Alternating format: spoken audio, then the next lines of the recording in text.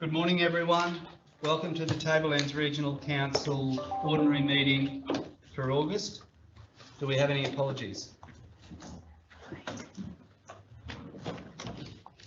No, thank you. Can I just remind everyone to turn their devices either off or onto silent, please? Could I ask everyone to stand? I'd like to acknowledge the traditional owners of the land that we meet on today and pay respects to elders past, present and emerging. We'll now observe a minute's silence as a mark of respect for the members of our community who have recently passed. We wish their family and friends peace and comfort during this challenging time.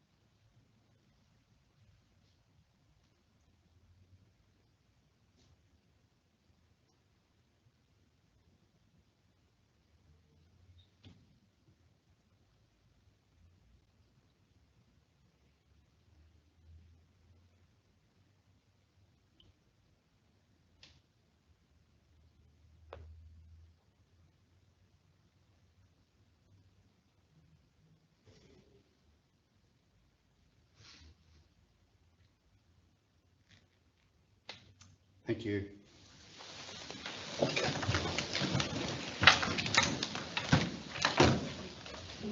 Item 6, councillors. Declarations of any material personal interest / conflicts of interest by councillors or senior council officers. Councillor Billney.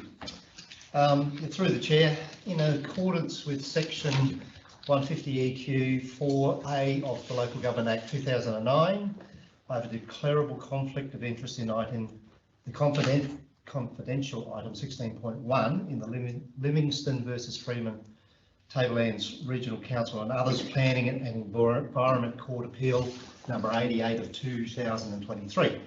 I am an executive member of the Board of Echo in Malanda, along with Louise Livingston, who is also a board member and one of the parties involved in the action. Given this association, I don't believe that I have an uncompromised opinion on the matter before council. I therefore intend to leave the meeting whilst the matter is discussed and voted upon.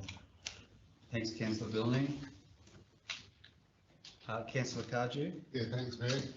Yeah, I also advise over declarable conflicts of interest in agenda item 16.1 of the August 2024 ACM. During my 2024 local government election campaign, Mr. Jeff Cesari, who was one of the submitters against Oldmates Farm planning application, provided gift in kind contributions to advertising to the value of $1,230. I will therefore leave the meeting and take no part in the discussion on the vote. Thanks, Councillor Cardew. Mr Mayor, I also have a conflict of interest in relation to that matter. My wife is a member of the Atherton Chamber of Commerce. The applicants are members of the Atherton Chamber of Commerce. In addition to that, my wife and one of the applicants have customers in common. As previously I have declared that conflict, but remained as there was only one customer. That is now multiple customers. So I also intend to leave the meeting while the matter is considered and voted on. Thank you. Councillor Barty. I also have a declarable conflict of interest in relation to that matter. I competed in an ultramarathon event that was conducted on the Oldmates Farm site in 2022, and there is a photo of me and a letter of support from the organisers of the event. The council, I'd like to advise that I wish to participate in the decision in relation to this matter, and I'd like the other councillors to decide that for me in relation to section 150 3A2 of the Local Government Act 2009. Thanks, Councillor Barty. I'll just get some advice from the CEO whether the other councillors have declared a conflict and this one can stay. My view is that shouldn't occur, Mr Mayor. It could be perceived that the councillors with conflicts of interest are determining how many councillors sit at the table and consider the matter. So I think it's it's wise that councillors who declare conflicts of interest don't participate in this decision. It's also wise that I don't provide any further advice in relation to that. All right. So I think the advice is that Councillor Cardew and Councillor Bill need to leave the room.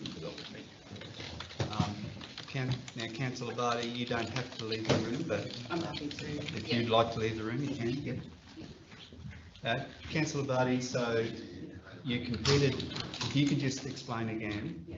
what brought this. So in 2022, I competed in the ultra marathon event that was conducted on the property, and I see it's the subject of some of the complaint and support letters. And in one of the letters of support, there is actually a photo of, in one of the photos. So I was on the property. I don't know the owners. I met them on that day, and yeah, I was just there to compete in the event. So someone's used your image on a letter of. Yeah, there's a letter of support, and I'm going to the background on one of the images there Right. of the event. Right, okay. Yeah. Thank you.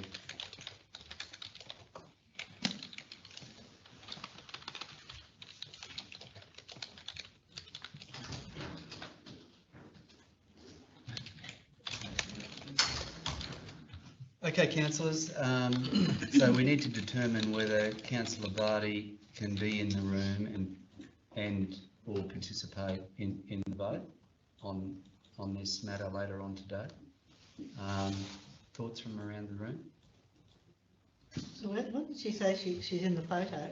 Or I just She couldn't competed in a sporting event, I think it was an ultra marathon event that was run on Almack's farm, and one of the submitters to the application has used an image of Councillor Barty competing in the event on Almack's farm.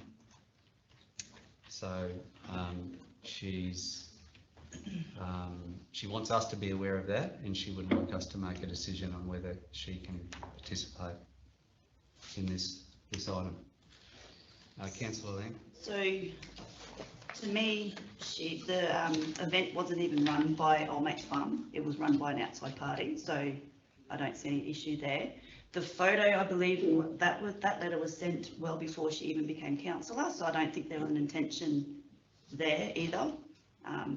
To me, I don't see an issue with her participating in this discussion and vote. Thanks, Councillor Lang. Councillor I Spanos? feel the same way. I appreciate that she's put her hand up. However, I don't see that there's any conflict here at all, to be honest. I mean, if someone goes out and competes in something like that, I mean, I could have done it. Anyone could have done it. I don't believe there's any conflict there at all. I would prefer to have her on the voting board. Thanks, Councillor Spanos. Councillor Hayden? Yeah, and I don't, through the chair, I feel similar to that, and I don't think there's any personal gain or any conflict with Councillor Barty by doing that. Thanks, councillors, and look, I've got a similar view on that. So I think, Hillary, do we need to vote on this? No? Through the chair. Oh, sorry, Mark. Yes, that will have to be voted on. Yeah. All right. So Jackie has got a draft motion there that Councillor Barty does not have a declarable conflict of interest, and the councillor may participate in the discussion on the matter and the vote. Everyone okay with that? Can I have a mover and seconder? I'll move it. Moved, Councillor Spanos. Seconded, Councillor Lang. Those in favour? Carried. 4-0. Okay, could I ask an officer to grab... Already been taken care of.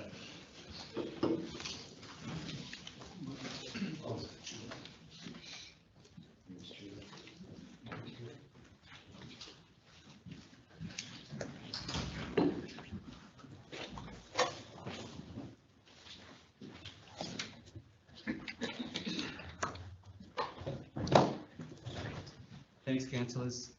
Just to advise that Councillor Barty, fellow councillors decided that you didn't have a a conflict that warranted you to leave the meeting or not be part of the vote. So you can join that discussion later on. Okay. That brings us to item 7, confirmation of minutes. Can I have a mover that the minutes of the meeting of 25 July be accepted as a true and accurate record? Councillor Lang is moving. Councillor Barty is seconding. Those in favour? Carried 7-0, Jackie.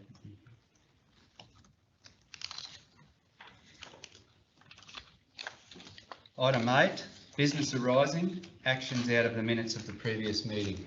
So we'll go to the ones up on the screen there first. So that one there is from Councillor Cardew, I think. I just can't quite You've read got it. in your, in your, In this one, yes. sorry. Yeah, this was a question on notice from Councillor Cardew in relation to the detailed design of the Atherton Library Gallery and the cost. So Councillor Cardew, have you read that? Yeah, I have. advice? Yeah, I'm okay, yeah. You satisfied with that? Yeah. Okay, that brings us to 13.1. This one also was a question on notice from Councillor Cardew, requested further information on Mal Engineers Proprietary Limited, Allwood Lane Bridge design. Yeah, it was addressed at the information session the other day, thanks, Mayor. Thank you.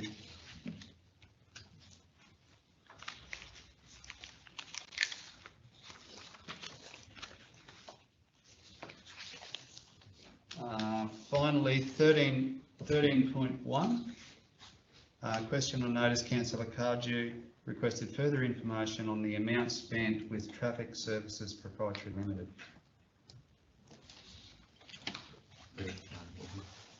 You satisfied with that, Councillor Cardew?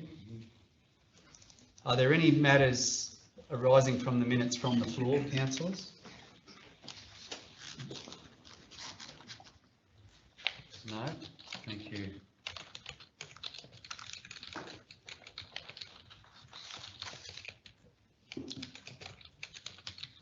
Okay, councillors, that brings us to item 9, which is our deputations and delegations. We've got two deputations this morning.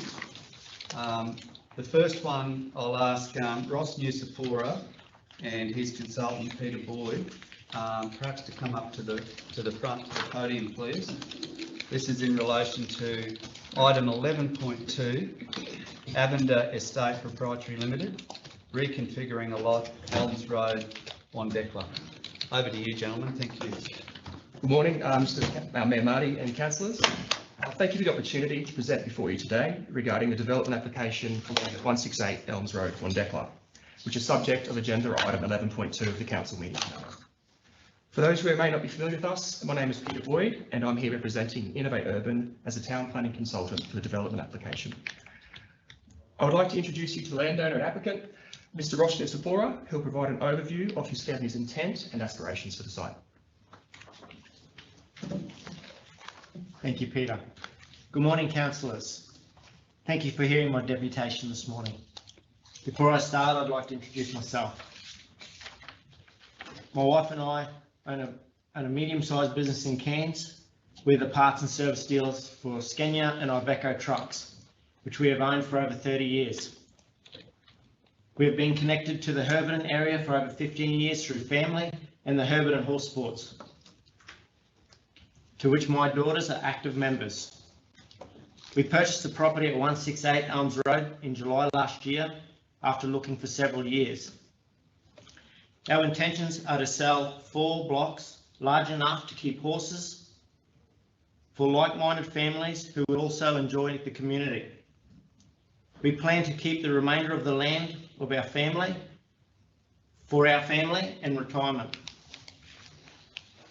We are restoring the farmland, maintaining current fence lines and land management, weeds, including lantana. We are currently renovating the old existing house using local tradies and suppliers. I would like to now hand you over to Peter Boyd, who will provide more detail on our concerns over the environmental covenant found in section 4.5 of the draft response from Council. Thank you, Peter. Councillors, to provide you with a summary of the proposed development, the layout of the development follows the consistent settlement pattern of the surrounding area, with lot sizes generally exceeding those that are found within the surrounding rural residential area. The larger lots have been proposed to preserve the rural character and nature of the locality, which is characterised by a mix of rural residential, rural lifestyle and larger rural properties. The proposed layout includes one large lot of approximately 46 hectares, which will continue to be used for agricultural purposes, consistent with the rural zoning. Importantly, the application is strictly for the reconfiguration of the lot. It does not involve any change in land use, land clearing or disturbance to the natural environment. To ensure this, the application includes a building envelope over proposed lot 1, preventing any additional exempt clearing rights arising from this development. This building envelope is reflected in the recommended conditions of approval and demonstrates the commitment to protect the integrity of the surrounding land. The consideration that has gone into the lot layout ensures the proposed reconfiguration does not impact on any natural or physical features that are of cultural, ecological or scientific significance. This is the key performance outcome which we have ensured that the development achieves. Accordingly, the development application for reconfiguring a lot demonstrates compliance with the assessment benchmarks. However, we'd like to address one condition of the recommendation today, condition 4.5, which seeks to impose a statutory covenant. This condition is unrelated to the development application for reconfiguring a lot and seeks to introduce restrictions on the use of the site that are not relevant to the application. This condition seeks to impose restrictions on the current use rights provided under the planning scheme and other statutory instruments. These restrictions will hinder the effective and efficient land management and conflict with the State Vegetation Management Act, which allows for essential land management activities, including the construction of fence lines and fire breaks to build infrastructure. If imposed, condition 4.5 would require council to provide approval for what is exempt clearing under state legislation, including routine maintenance or repair of existing fencing, which we believe is an unnecessary burden. While this could be perceived as a routine administrative process with no significant or immediate effect on the efficient and effective management of the property, it has the potential to create unintended consequences over time. Furthermore, the proposed covenant introduces additional red tape and creates an administrative burden for council, each of these actions coming at a cost to council. The restrictions proposed under the covenant could lead to unforeseen conflicts between council, state legislation, and the practical realities of land management. Such conflicts will create complications for day-to-day operations, such as maintaining the land and addressing environmental concerns or fulfilling statutory obligations. An example of this being the requirement to keep horses contained, yet Ross would then require council approval prior to attending to any fallen fence on his own property. Although the planning scheme has a role to regulate development that impacts matters of state environmental significance, this development application does not introduce any new clearing rights, nor does it propose a change in land use. As a result, the development does not impact on matters of state environmental significance and complies with the assessment benchmarks of Council's planning scheme. We are aware that some submissions have raised concerns about potential environmental impacts. However, I'd like to reassure Council that the lot layout has been carefully designed to prevent any additional clearing. For example, no new fence lines are proposed within areas of environmental significance, demonstrating a commitment to preserving the natural values of the land. The ongoing occupancy of the site by Ross and his family undertaking the renovations at the present time will ensure that land is appropriately managed with invasive species actively being removed. For the reasons outlined today, we respectfully request your support by removing condition 4.5 from agenda item 11.2. We have no concerns with the balance of the recommended conditions. However, we believe that condition 4.5 is unnecessary and is inconsistent with the scope of the proposed development. The removal of this condition will allow for the continued land management of the site whilst achieving the assessment benchmarks of Council's planning scheme. Thank you once again for your time and consideration, and we look forward to your support on this matter. Thank you, councillors. Thanks very much. Thank you.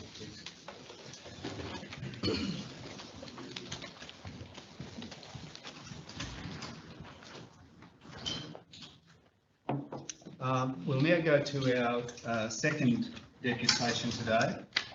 So today we have the Yungaburra State School and with Miss Telford, and I'll let her introduce the three students when they come up. But the Yungaburra State School recently participated in the Gifted Global Green initiative through the Tinaroo Environmental Education Centre, and it's been an outstanding program over many years. And the Yungaburra State School will be presenting their findings to us today. So I'll just ask them to come forward, and we might just relocate over there.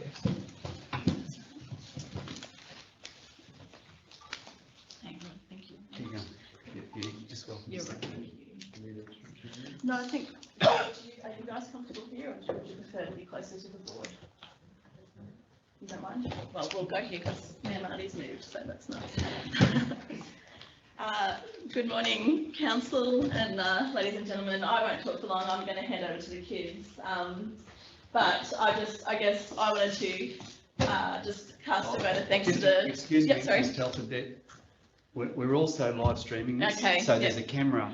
There's a that camera way. coming this way. That's Okay. sort of why we sat. Okay, all sat right. you So here they're going as to well. sit there. So you want them to sit or to? Well, if there's family watching Yeah. on screen, Okay. they'll be coming That from way. this way. Okay. So it's up to you how you do it. Okay. Your call. We will present to the councillors this way.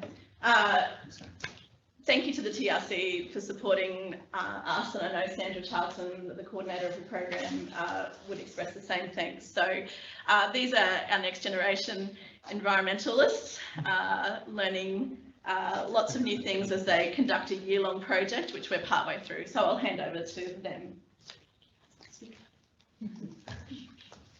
Good morning, Mayor Marty, Tablelands Regional Councillors, ladies and gentlemen. Our names are Anna, Celeste and Stephen, and we're from Yungaburra State School. We are part of the Gifted Global Green program. Our project is called Learning About Nature in Nature. We are so lucky to go to school where we do. Our school has 12 acres of land attached to it with our very own rainforest out the back. Yet apart from lunchtimes and HPE, not many lessons take place outside, and our rainforest is not being used or appreciated. The project is vital in building respect and appreciation for the environment in the students of Yungaburra State School and for improving the well-being of students. The Sustainable Development Goals that we hope to cover in our project are Goal 3, Good Health and Wellbeing, Goal 4, Quality Education, Goal 11, Sustainable Cities and Communities, Goal 12, Responsible Consumption and Production, Goal 13, Climate Action, Goal 15, Life on Land, and Goal 17, Partnerships to Achieve the Goals. The aims and objectives of our project are for students at Yungaburra State School to have an increased awareness of and appreciation for nature, students at Yungaburra State School to increase their knowledge about nature and its importance, and that the well-being of students and staff at Yungaburra State School will be improved as a result of being in nature.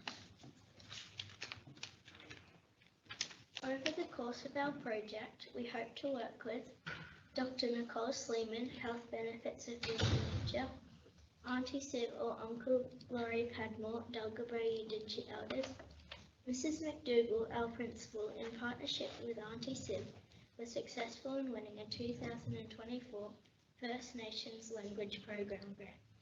We are hoping that we might be able to partner with Auntie Siv and Uncle Laurie to learn some of the Yidinji names for the natural environment. Sheila Jackson, so Daniel's grandmother. Sheila is a high school science teacher who has lots of expertise to offer us. Mrs. Telford went to a positive education conference a few years ago, and they used bar dots to measure stress levels. Bar dots claim to be a vivid demonstration of the mind-body connection. Bar dots change colour depending on stress levels. We have bought some to try because we think this could be a fun and interactive way for students to monitor how they're feeling when they are learning in different ways. We can measure people's stress levels in nature. We can measure people's stress levels with bar dots in the classroom and then compare them to the results from the nature test. We will work with teachers to explain the frequency of lessons they conduct in nature and the number of lessons about nature. We will develop a well-being scale for students to check in to different lessons and see if they feel different between the different lesson types, those in nature and those not. Compare the end-of-year survey results with the beginning of year survey results. Hopefully we will see more people using the rainforest, an increased frequency of lessons outside and about nature, and a better understanding of why learning about nature is important. We created 2 surveys, one for students in Prep to Year 2 and one for students in Year 3 to 6. We communicated with teachers and asked them to conduct the survey with their classes. We then collated the survey data and have entered this into a spreadsheet. This is our survey data. Most people know about the school rainforest. About 3/4 of students have had a walk in the rainforest, but only 42% have had a lesson in the rainforest. There was a trend in the data. The higher the grade, the more likely students have been for a walk or for a lesson in the rainforest, as a few years ago, the whole school had a walkthrough and a lesson as part of our NAIDOC activities. Sometimes, as in once or twice this year, was the most common answer to the question, how often do you have lessons taught in nature that aren't a PE lesson? 55 students out of 171 responses said that they have never had a lesson in nature this year. It appears that having lessons about nature is more common, with only 16 students out of 171 responding that they have not had a lesson this year about nature. The students at Youngborough State School believe that learning in and about nature is very important. Only 4% of students said they didn't think it was important, and only 7% of students think that learning in nature is not appealing to them. Most students said that they found the idea of learning in nature to be appealing, with all reasons provided rating high in popularity. Some other suggestions included fresh air, relaxing listening, being mindful in nature. Only 16% of the students in Year 3 to 6 had knowledge of the United Nations Sustainable Development Goals. These were mostly from Year 5 and Year 6 classes. We went for a walk through our school to look for potential nature learning sites. We walked through our school rainforest. The rainforest path was really overgrown with trees fallen across it. However, since classes have been using the rainforest again, the path is now clearer. We attended a staff meeting where we presented our ideas to the teachers. We provided them with lesson ideas for teaching outside and a feedback form for teachers to complete after each lesson outside.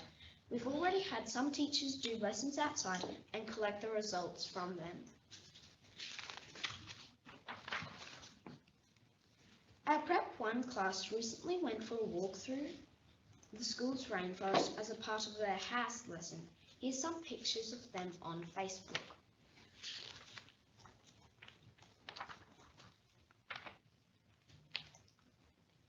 On Thursday the 5th of August, we attended a Youngborough State School PNC meeting. We were able to inform them of our project and its goals and to ask them for their support.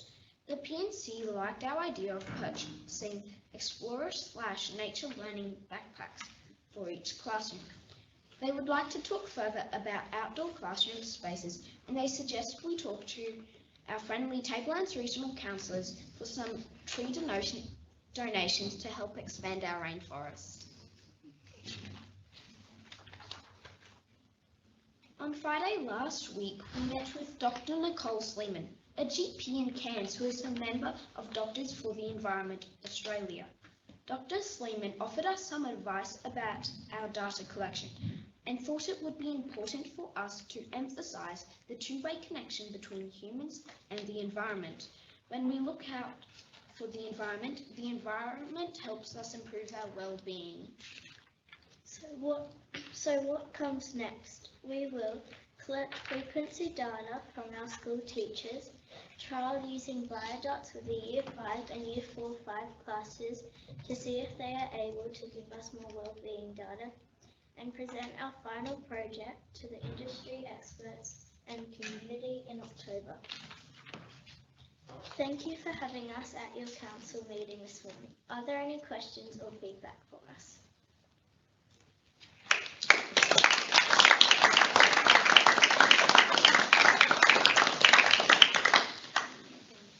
Thanks very much on behalf of council. Working on research, community consultation and advocacy. It's a little bit like what council has to do. We have to do our homework, we have to talk to community, and then we have to make decisions when we're informed. So very good to see Yungaburra State School doing so well with the Gift Global Grant. Thanks to Yungaburra State School, thanks to the students, and also thanks to Sandra Charlton for all the work she's done. Very good. We're going to have a quick morning tea before the students go. We'll have a quick morning tea, and then we'll reconvene maybe in about 15 minutes. That brings us to our agenda. We'll go to item 11.1. Adoption of a major amendment to the Tableland Regional Council Planning Scheme 2016. Can I have a mover of the officer's recommendation? Councillor Cardew, and seconder, please. Councillor Hayden. Councillor Cardew. Yeah, thanks, Manny. Yeah, look, this has been going on for quite a while. These amendments seems to take forever to get plenty of amendments through with all the process and things they have to do. But as we've stated and as I've said before, these amendments will go through today and then be formalised in September. But already we're seeing that some of these things are already outdated, and at the previous meeting we decided that we were going to start working on a new planning scheme, which is well and truly overdue. So yeah, a little bit better late than never, I guess, but it'll take us a few years to get the new planning scheme done, but happy to approve these as per the officer's recommendation. Thanks, Councillor Cardew. Councillor Hayden, do you want to talk? Through the chair, I'm fine, thank you. You're fine. Councillors, any more commentary on this one? Sean, did you have anything you'd like to talk to on this? Just through the chair, it's a bit of a major milestone for us. Yes, Councillor Cardew is correct, and this will be the final amendment before we step into reviewing the planning scheme more holistically. The important aspects of this amendment look to improve the operational efficiency of the planning scheme, but also to promote self-contained RV camping opportunities across the region. Feedback was sought on the plan and changes were made to the amendments in response to that feedback. We've received notice from the state, from the minister, that we can adopt the amendment, subject to council's decision. If it were to approve, it will commence on the 9th of September. Very good. Thank you. Councillors, final call. Those in favour of the officer's recommendation? Carried. 7-9. That brings us to item 11.2. Avender Estate Proprietary Limited, reconfiguring a lot, 1 into 5 lots, lot 196, RP7, 48645, 168 Elms Road, Wandekla, RAL 24/3 0009. Can I have a mover of the officer's recommendation? Councillor Cardew. Mayor, before I'm happy to move the officer's recommendation with a minor amendment. And that minor amendment is to delete item condition 4.5. Thanks, Councillor Cardew. Is there a seconder for Councillor Cardew? Councillor Hayden, you're seconding that? So Councillor Hayden is seconding Councillor Cardew's amended motion. Councillor Cardew, to you. Yeah, thank you, Mayor. Yeah, look, I totally support the deputation and the response from the applicant and the landowner this morning.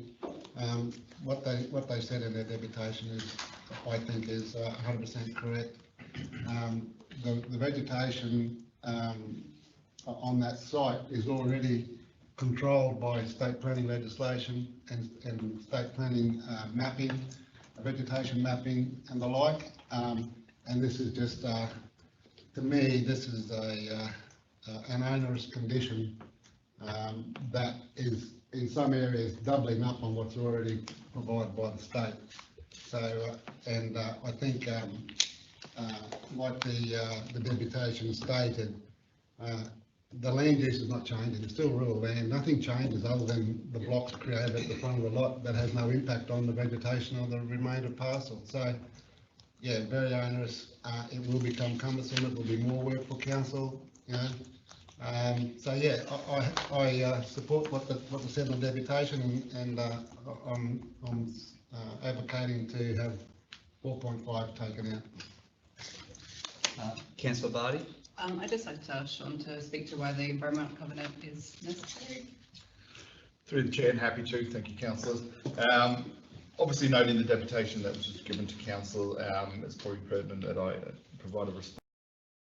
Our recommendation to require a statutory covenant over the native vegetation containing wildlife habitat as identified by the state planning policy mapping on the premises. So in effect, what that will do is around 15 hectares, around 40 hectares of land subject to the covenant. The relevant code we refer to when we are looking at this proposal in the planning scheme states that any natural or physical site features are conserved by a statutory covenant, which is why one is being proposed here.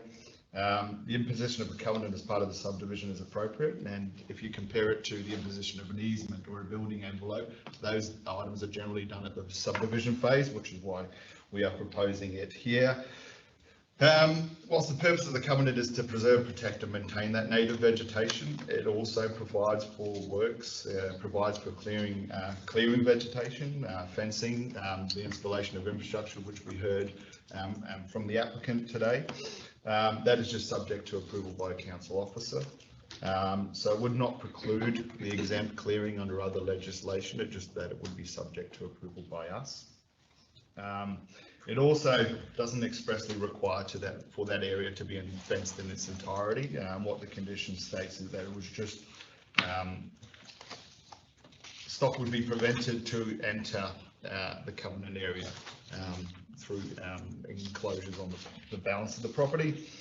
So look, the officer's report goes into some detail around the reasons behind the recommendation to impose the covenant. I guess we as officers acknowledge there is significant overlap and it is a complicated subject, particularly with regards to what is exempt, what is precluded under the Vegetation Management Act, the Nature Conservation Act, the State Planning Policy and the Planning Scheme. Ultimately, the state has made it a requirement that the planning scheme regulate development that potentially impacts upon the environment and natural habitat. We agree that in the absence of a covenant, some vegetation present on the premises would be protected from clearing. However, as I said, the proposed purpose of the covenant is seek to preserve, protect and maintain that native vegetation in perpetuity, and we therefore believe that is an appropriate condition. Thanks. Councillor Hayden.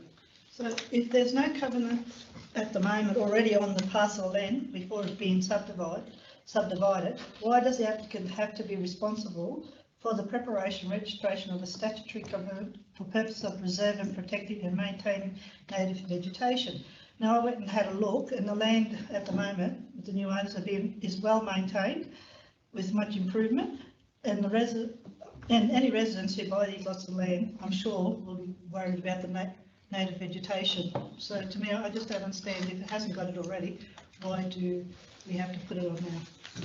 It's not there now. Through the chair, I guess the purpose of the covenant is exactly what you've just said. It is to preserve and protect that remnant native vegetation there now. So we recognise it as of significant value. It is included in the state planning policy mapping as significant vegetation and associated wildlife habitat. So the purpose of the covenant is to ensure that that remains through the development of the land. Councillor Barty? Sure. When you say the owners have to apply through council for what does that process look like? Like, is that an email or is it a? No, it's through the chair. It can be relatively informal, just a request through an email or a verbal request. I guess I probably would just state, if there's general maintenance on the farm or the property that needs to be done, I don't expect a request to be put. There's things that can be done there. We're talking about significant, if they want to put in a water pipe, whatever, irrigation, then that's something that will come. If they want to undertake exempt clearing, I think that's just a notification to us. We recognise that we can't regulate that. It's just purely being notified of that and ensuring that they don't go over and above with that clearing. It is the exempt clearing that they're undertaking, and we maintain a bit of oversight over that at the end of the day. Okay, if there's something like a fence repair, that's not an application. Okay. Councillors? So, through you again, Sean, if this environmental covenant was removed from the conditions, is the state going to come back to council and ask questions about this? I don't believe so, Mr. Mayor. The state has, through the planning framework in Queensland, the state has, like I've said prior, the state expects that the planning scheme deals with these matters, which is why we put forward here. Like I said, in the absence of the covenant, I think we do acknowledge that there is protection against some of that vegetation, not all of the vegetation, under the Vegetation Management Act and other legislation. Thank you. Councillors, final call on this one. We've got a Councillor Spanos. My only concern, I'll be honest with you, Sean, was nothing to do with this item. However, it was more about having enough water on the properties. And you guys cleared it up during our introduction session, so I'm okay with that now. But there was a concern, and there's concern from other property holders up there that water is a concern, or was a concern. But you guys have clarified that for me, so I'm okay with that. And if I may, just through the chair, for everyone's benefit, in the room and outside, with regards to the council's comments about, yes, water supply was a significant consideration as part of this application. We sought internal advice from our Water and Waste Department, who indicated there is sufficient capacity available within the network at the moment to cater for the proposed development, and it wouldn't be an onerous obligation to connect to that water supply. It is adjacent to the development, so it's just a connection across the road, which we've asked for. I guess, whilst that indicative advice has been given to us, the condition actually asks that the applicant undertakes a bit of network analysis to confirm that is the case prior to doing that work. So yeah, we've sort of given ourselves a bit of just one thing, it's not going to come to a cost to council if there's needs to be a connect to the water supply that's currently across the road. Through the chair, that's purely at the developer's cost. Okay, right. Just carrying on the water. So the High Country Estate water supply, that's the one that's connected to. What's the source of water for that supply? Through the chair, that is a bore supply. It is so council owns a bore there and draws water and puts it in a tank and chlorinates it and then provides it to the connected population. and if I could just add to that too, the condition requires that network analysis, but it also requires that it's demonstrated that it would be of no detriment to the existing properties on the network as well. Councillors, final call on this one. We've discussed the environmental covenant, we've discussed some issues around water. Are there any other queries on this one? I may add just Mr. Mayor to round out the conversation, and yes, the officer's report contains quite a lot of detail around all of the matters, because we did receive a number of submissions on this with a majority in objection. So the officer's report, if you do read it, goes into a lot of detail in addressing the matters subject to the assessment, but also the concerns raised by the submitters. I don't propose to reiterate those, but obviously we've talked about the water and the covenant. The only other one that I thought we might need to talk about today is just the appropriateness of the development. There was some concern out there, rural zone, again, further fragmentation of subdivision. What we would say to that is, whilst it's located in the rural zone, it is in the 8 hectare precinct. So the plan scheme anticipates that a range of smaller scale agricultural and rural lifestyle uses would be expected on this, and the development does that. The criteria for which we assess that against asks whether the lots are appropriately sized having regard to this being able to accommodate the proposed use. So yes, they can accommodate that proposed rural lifestyle use, and they are consistent with the existing or desired amenity of the area, which officers believe that they do. So therefore it is an appropriate development and is supported by officers through the recommendation to approve. Thank you. Councillor Vardy? So rural lifestyle use, but the zoning remains rural? Is that how that is? So through the chair, the zone is rural zone. Yeah. But it is located within the 8 hectare precinct. Yes. So there is an anticipation that this type of land use is something that we would expect on that land, and is therefore consistent. Councillor Kaji, you moved the motion. Do you have anything else you want to add? No, Mr. Mayor, only the fact that, yeah, we've heard all the debate on it. We've heard the applicant's deputation, which I fully support. It's, to me, it's too onerous, this, and will set a bad precedence for other developments in the future. It's covered under the state planning policies and mapping, so it's already there. We're just doubling up, and it's even in the report where it says in the officer's report, while there is a degree of overlap between matters, why are we overlapping?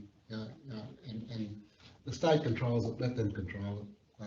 Even though we do have responsibility to control things through our plan scheme, acknowledge that, but in this particular case, this is just too onerous on the developer. Yeah, so thank you, Mayor. Okay, councillors, we've got a mover and a seconder of an amended motion which removes 4.5 from the conditions. Those in favour? That's carried. Yeah, 5-2, Champion. Recording against? I'm against. You won't record it? You won't record it? Yeah. Okay, councillors, that brings us to 11.3, survey plan ceiling policy, Corp 051 repeal. Do we have a mover of the officer's recommendation? Can we have a mover of 11.3, councillors? Councillor Billman, and a seconder. Councillor Lamb. Councillor Billman. Through the chair, yeah, look, I just want to confirm, if I can, by repealing this policy, nothing changes. And if nothing changes, why do we need to repeal it? I guess is a double question. And that is if the objectives of the policy are incorporated into standard business practices, what changes? If I can ask you to through the chair. Hospital pass, was it? No. The council's correct. Yes, nothing changes. We undertake this. We are obligated to undertake this work as part of our duties as through the department.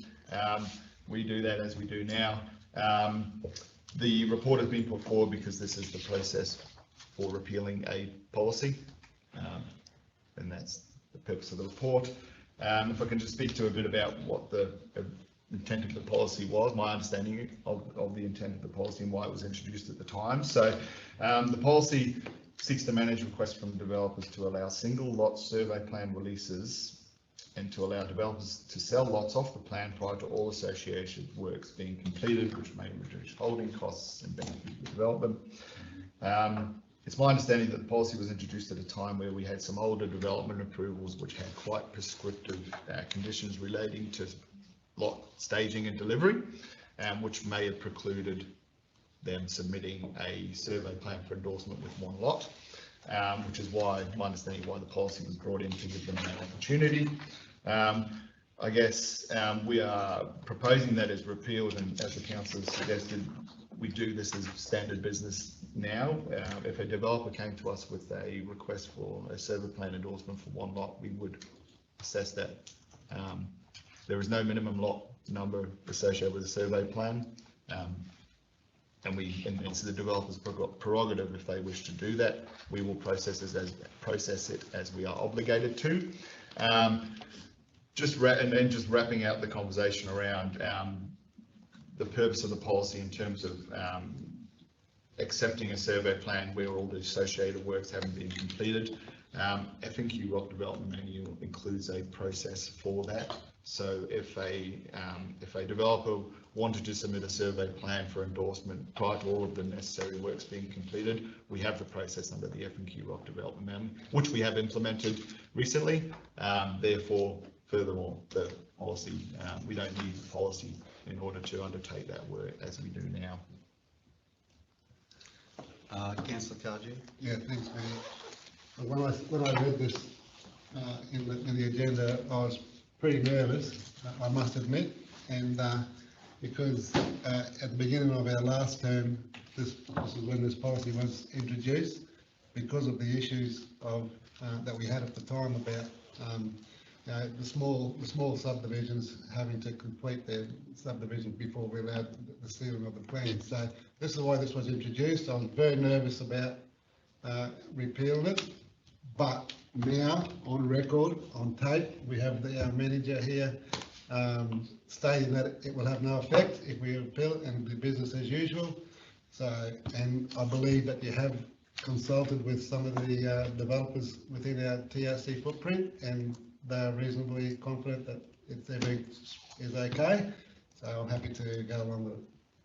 And through the chair, I just might add to that, yes, I have canvassed the agenda item with some key members, local members of the development industry who were generally supportive. There were some concerns raised around, yes, if you take away a policy, you take away a bit of the robust or our fallback position, a stated fallback position of council. But we have demonstrated recently, particularly, we have been operating standard business practices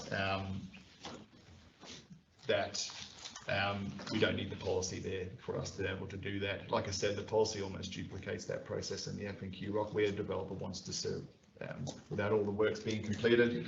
And I guess for council and for us generally, it allows us to be more flexible as a council with developers. And I guess it allows council to facilitate that efficient delivery of land, which is greatly needed across our region, which is predominantly for homes and residential purposes at the end of the day. Thanks. Thank you. Councillors, final call. Those in favour of the officer's recommendation? Carry, thank you.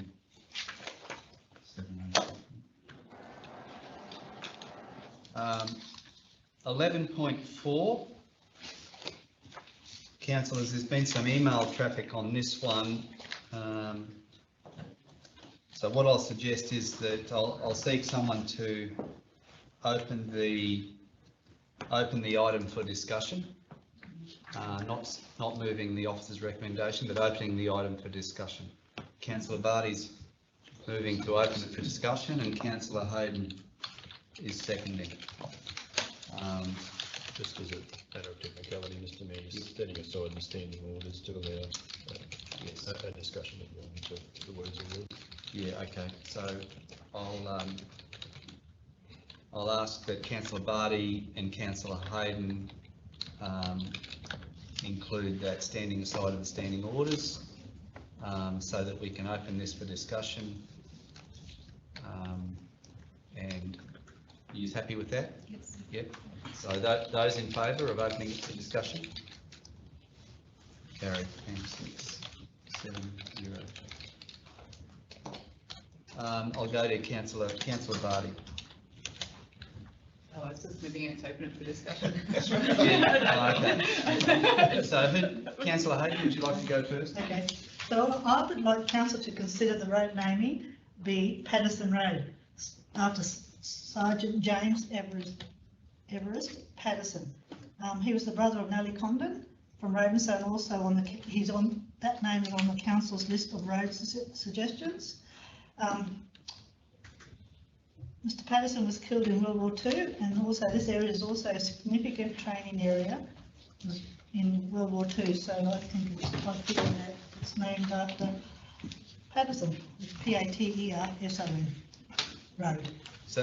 So councillor Hayden, just some clarification. So you're just suggesting that for one road, are you? Yeah, that's one road. Yeah. The others I don't care. What's the other name? That's the main road. The main road, you're suggesting that for the main road, yep. Councillor Billings? Yeah, through the chair. Look, I received fairly robust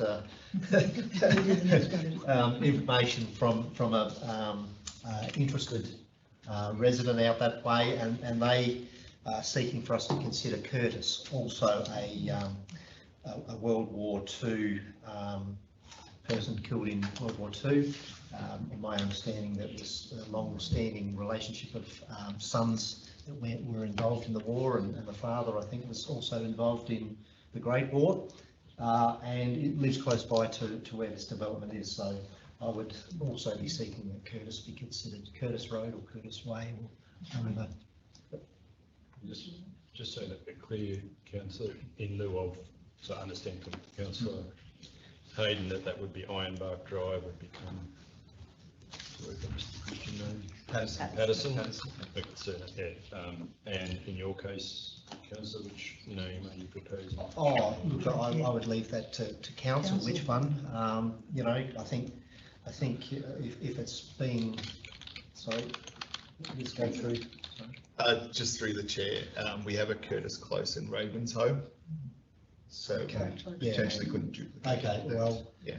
That being the case, I would withdraw that because of the issues with naming complications when you've got streets and roads of the same name from emergency management point of view. It gets confusion. So I wasn't aware of that, and I might, just for the purposes of background and why we are discussing this, council's road naming policy establishes the process for allocating new road names throughout the region. The policy includes a list of approved names. However, other names can be proposed, which is what is before us. So the developer has a number of road names as part of the next stage of development, and it's the developer's prerogative to put those on the table to council. And the policy allows for new road names that aren't on the policy to be provided to council for decision. Obviously, the reason behind those road names is the developer wants a theme for the development, and they align with those. But at the end of the day, council is well within its rights and obligations to assign an alternative road name. But yes, we just have to double check that that's not duplicating existing road names in the region. So, thank you, councillor Bill. yeah, through the chair again. So there's some confusion on my part because this name still sits on the available names, but as soon as it's been raised, that complication's arisen. So, I mean, yeah, I mean, why is it on the list if we can't be using it? I guess it is. yeah. So, Yeah, so to that end, council, I think council probably needs to maintain a register of the new names that are coming through. Update and it, yeah, not updating a road name policy is a bit of a cumbersome process, but if we at least made a record of the road names that we approve, and so we can come and assess that when we get new road names proposed as part of the survey plan. Absolutely, that would be. Councillor Carter. Yeah, thanks, man. Look, I was also supportive of having those two names on the list as well. But as we've just found out, Curtis has already been addressed in the Ravensay area. And I'm happy to go along with Patterson. Yeah, and the other ones, you know, as far as the rest of the names that are in the report and what the developer wants, I think Kokoda is a good one, because we all know that site up there was heavily utilised during World War II as a training base and whatnot, and there's lots of history up there with old fireplaces being still there to this day. So I think Kokoda is a good name. It's a World War II entity. And the other one would be Patterson, Kokoda, Ironbark. The country is absolutely littered with ironbark trees up there, and the other one, Bloodwood, and there's the same thing. There's plenty of ironbark, but basically that's what that open forest country is made up of. So that'd be my four selections. So councillors, just so that we've got something tangible to deal with, Councillor Hayden, if you'd like to move the motion that Patterson becomes the primary, is it the primary entrance road into the estate? Is that the one? Yep. Yep. That's fine, thank you. So that would replace Ironbark, yep. Is that correct?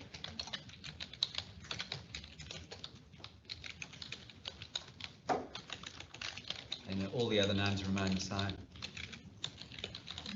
Is Boomerang culturally appropriate? Do we need to get permission to use?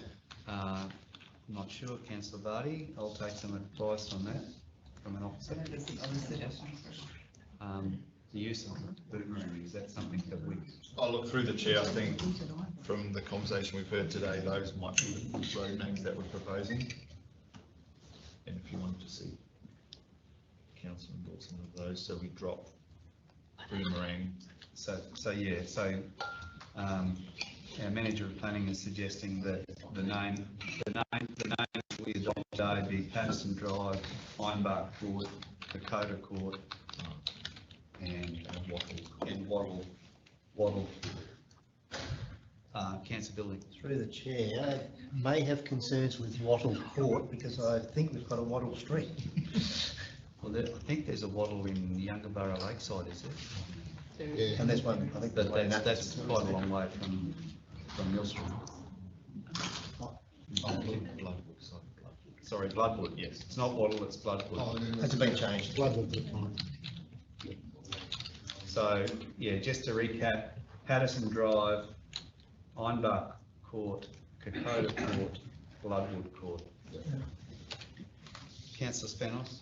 Can I just also bring up that I was asked to use the name Curtis in one of the road namings as well. Yeah. However, it's a shame that was put there to start with, that we weren't able to use it. Yeah.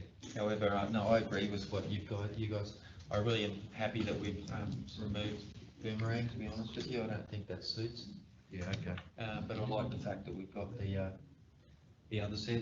That looks reasonable to me. Okay, the council approved the road names Patterson Drive as the primary entrance, Ironbark Court, Bloodwood Court, Kokoda Court, to the Ironbark Ridge Estate Development in Mill Street. Councillor Hayden, are you happy with that? Okay, fine. So Councillor Hayden's moving that. Do we have a seconder? Councillor Spanos, seconding. Okay, final call, councillor. Those in favour? Carried. Thank you.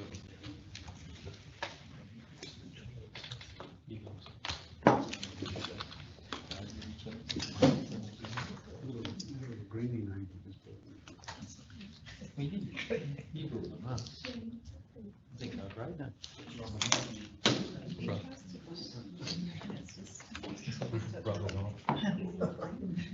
don't think it's different. Okay, councillors, that brings us to Have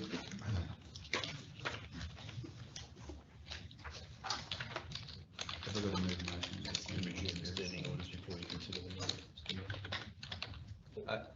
What's that, Chair? yeah, we voted on it. No, just. Yep. Sorry, Mr. Mayor. Sorry, no, that's right, we'll work around that. All right, that brings us to 11.5, standing orders review. Can I have a mover of the officer's recommendation? Councillor Barty. And Councillor Billney seconding. Councillor Barty. Yeah, I just have a query on page 85, under section, the new section 3 of the agenda. This where it says the agenda will generally be given to councillors 1 week prior to the meeting and be published on the council's website the day after being provided to councillors. Is that a business day then? Do we need to clarify that? Sorry, Councillor Barty, where was that? Page 85. 85. Yeah, the new section 3 agenda. Last paragraph. Yeah, last line. Because working day. Last week, unless we change what we do. What was that? We currently upload on the Monday, which is a business day. Do we need to clarify that in there, or do we? Through the chair, I think that's an appropriate amendment. Okay. So the amendment will be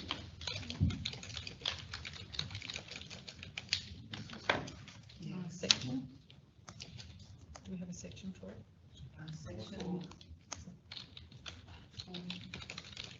section 4 of the agenda.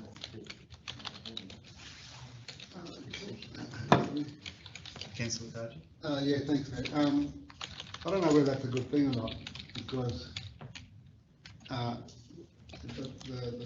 the agenda normally goes out for public on the Monday. We did it on either the Thursday afternoon late or Friday.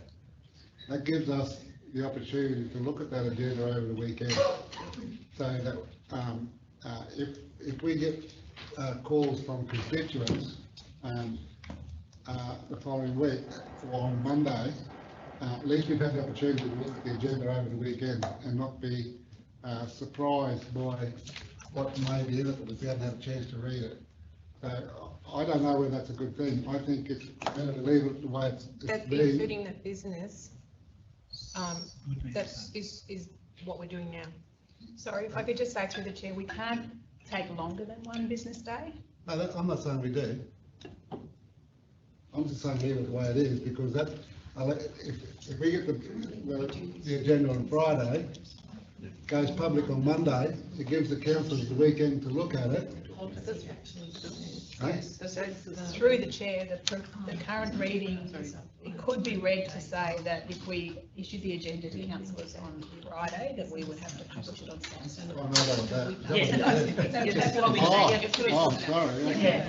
Yeah, we'll just go, Hillary, if you don't mind explaining that again, please. Sorry, so through the chair, we can't extend the timeframe, so it has to be the next day. It's just clarifying that it should be the next business day, because that's when officers are available to make. To do it. To actually publish the documents. Yeah. Sorry, I didn't. So I think that issue's sorted. Councillor Billney. Through the chair, I'm just, with the process of when we set aside standing orders so we can have discussion, I couldn't see where it actually states this in the, I might have missed it in the actual policy document though. I thought it might have been on page 87, which to do, where are we? It's on page 4 of the, 87 of the agenda, page 4 of the policy document. It might have said something about speaking to motions and amendments, but I couldn't see that process in the policy where it actually states that's the process. Can anyone give some advice on that? I missed the question. Can you... Yeah. So previously, we set aside the standing orders so that we could discuss the matter. But I can't see it where it's. Standing orders cover the issue, cover the circumstances in which a motion can be debated, and that is after it's moved and seconded. So if you wish to have a broad-ranging discussion about a matter, you set aside the standing orders. We used to say open it for discussion. It's in essence what you're doing is setting aside the standing orders. We're not seeking for people to speak for and against it. It hasn't been moved and seconded, so you're entitled to discuss it before it's moved and seconded. Standing orders cover the requirement, if I'm not mistaken, that it be moved and seconded before it's debated. So that's what you're setting aside. And through the chair, if I could just add, I think the part that you're looking for, Councillor Billney, is actually covered in the meeting procedures rather than in the standing orders. Yeah, Councillor, there's one of the other amendments here that we spoke about earlier in this term. During the election campaign, a number of us were approached by constituents who were trying to trawl through the minutes of previous meetings to see how councillors had voted on particular issues. And under our existing standing orders, all that's recorded when a vote's taken is the numbers. So the numbers are just recorded, and there's no way of tracking who actually voted which way, unless an individual councillor calls for a division, which that did happen sometimes, but on a lot of, on probably 95% of motions, there was no transparency about how councillors voted on a particular motion. There was just a 5-2 figure or a 4-3 figure or a 7-6-1 figure, so you never really knew who voted for or against. So one of the amendments we've got here, I think, attends to that, where we will actually record those who vote against for each vote. So there will always be transparency when people go trawling through the minutes to look for how decisions were made. That evidence will be there and it'll be clear. So I think that's a good thing for transparency, and I think the community should be happy about that. Yeah, that's in item 17, method of taking a vote, I think. Very good. Final call, councillors. We've got that one amendment from Councillor Barty at the beginning there, if we're all happy with that. And we've got a mover and a seconder. Councillor Billney, you happy with that amendment of Councillor Barty's? Yes. Yep. Okay. Those in favour? Carried, thank you.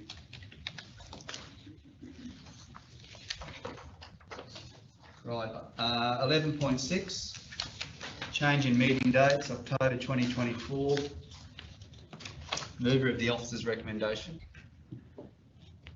Councillor Barty and Councillor Spanos. Yeah, and councillors, this one is just so that councillors can attend the LGAQ conference, which is in Brisbane during our normal council meeting week.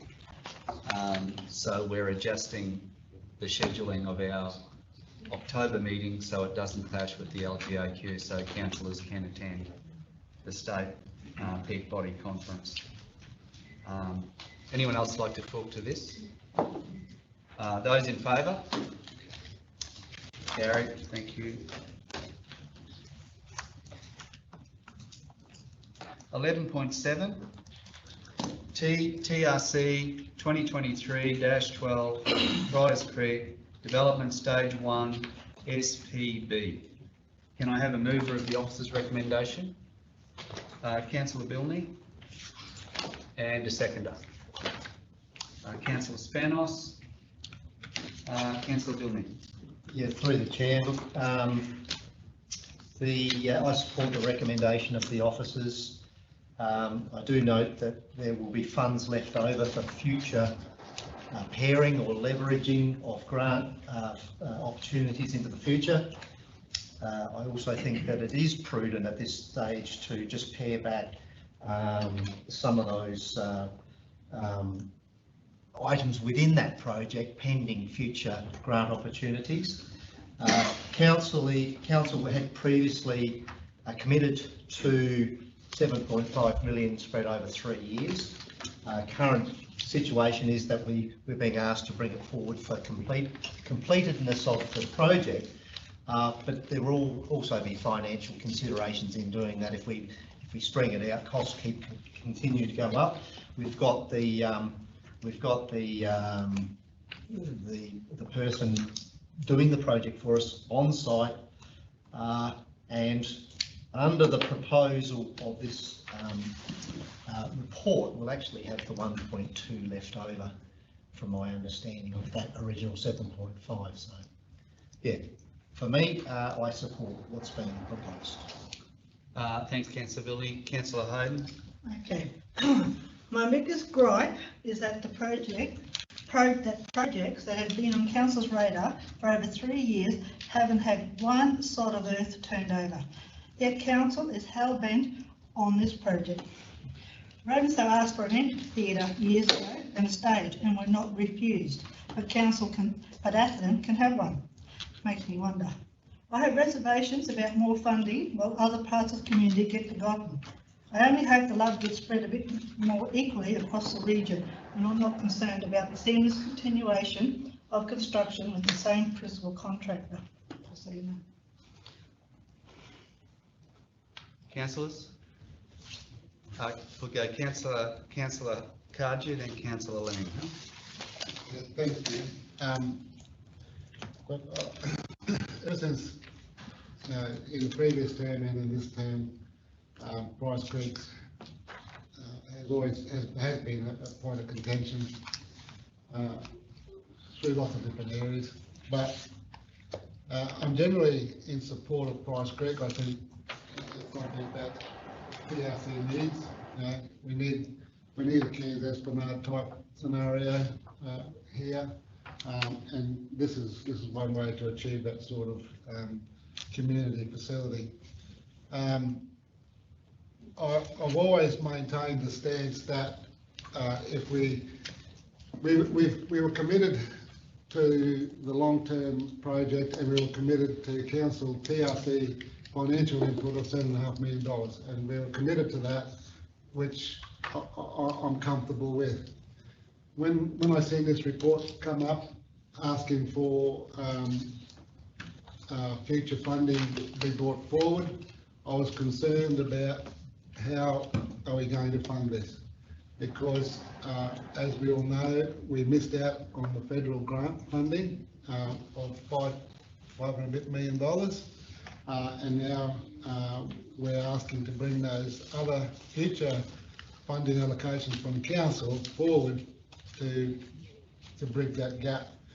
I know we're between a rock and a hard plate to some degree. We have some high-level interest in those freehold lots down there from investors, and those investors are wanting some security from council to ensure that if they're going to invest in Bryce Creek, in the tune of millions of dollars, then they need some form of security from council that we're going to do our bit.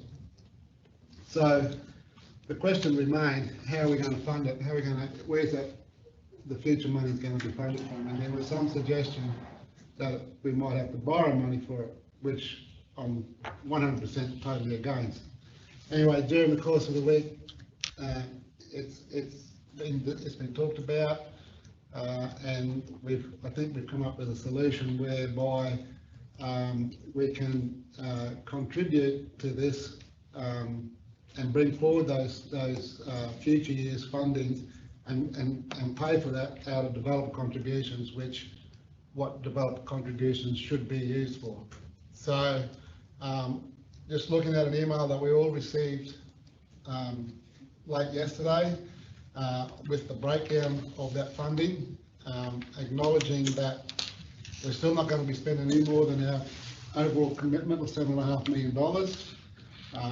There's grant funding that's already been received in amongst this as well, to the point of $3.2 million, and developer contributions would be in the order of $3.5 million, which leaves a little bit of a shortfall of 261,000 to be funded from council.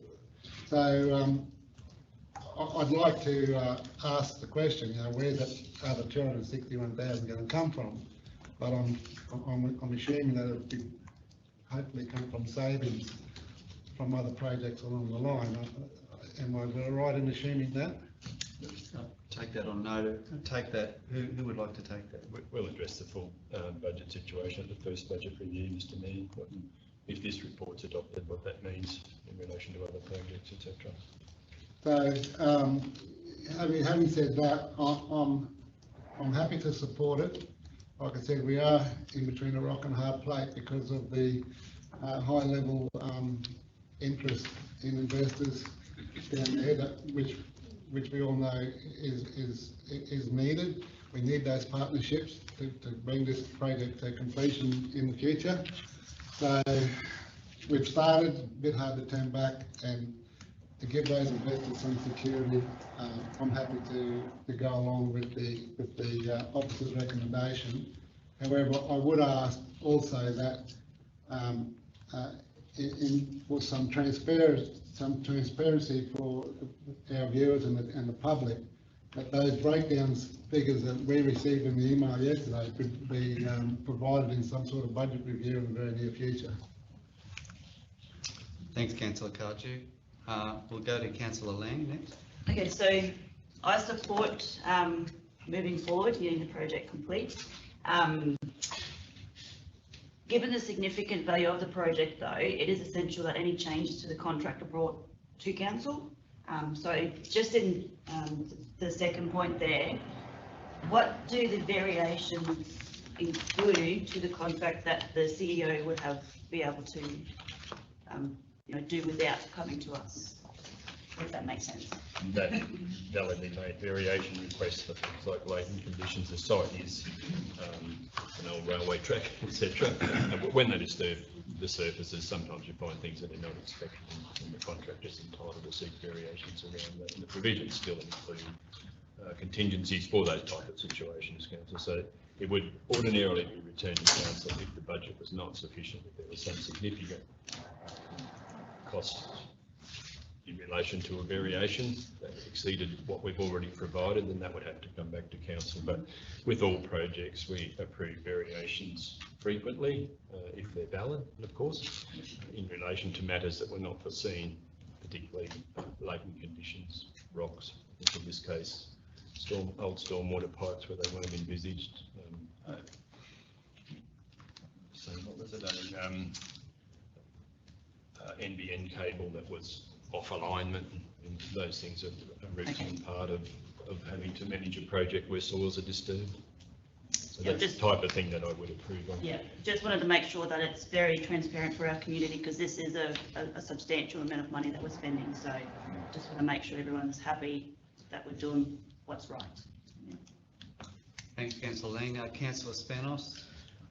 This is my patch, as I've been told by one of my constituents, and that this is a very important project and a very expensive project. I'd like to thank Erica for all the work that she's done in making us aware of how we're going to be funding this. And I echo the other councillors' remarks and comments today. And I understand what Anne's saying. I understand what the rest of us have all been saying as well. However, if we do not move forward, where does that put us? So I believe with what's happening and bringing things forward, we'll certainly encourage development for a start, which we're all aware of, and encouraging development's what we want down there. So I appreciate what people are saying, and I'd like to think that those constituents who don't think that I have enough input can pick up that I do have a great amount of concern where this is going, and I'm certainly interested in it, certainly interested in where we are. And I think that going ahead and moving forward with this quickly is only going to encourage the development that we need down there, and then of course possibly the additional funding that we need. And that's all I'd like to say. Thanks, Councillor Spanos. Councillor Cardew. Yeah, thanks, Mayor. I've just got two quick questions, if I may. In our budget that we adopted in July, there was an amount of $4 million for borrowings for projects. Was that $4 million earmarked for this particular?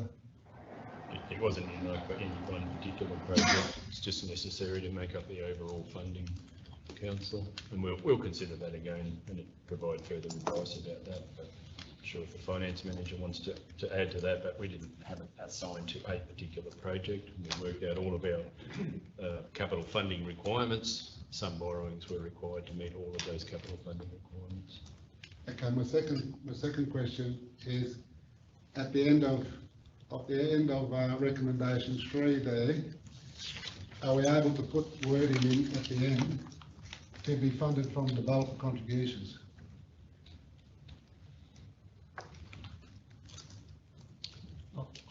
I think, Councillor Cardew, that we should wait till we get once we approve this, we get the revised budget, which will come back to council, and that will have all the details in it. I mean, I think we've always, the council has always been clear that we're not going to borrow money for Priors Creek. We're absolutely all on the same page there. So that's a given for us.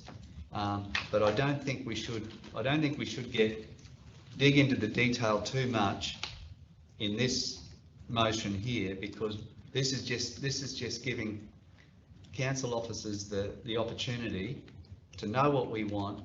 Then they'll come back to us with a revised budget in a future meeting that we'll all get to approve, and it will have all the detail in it. So I don't think we need to dig down into that detail here, Councillor Cardew.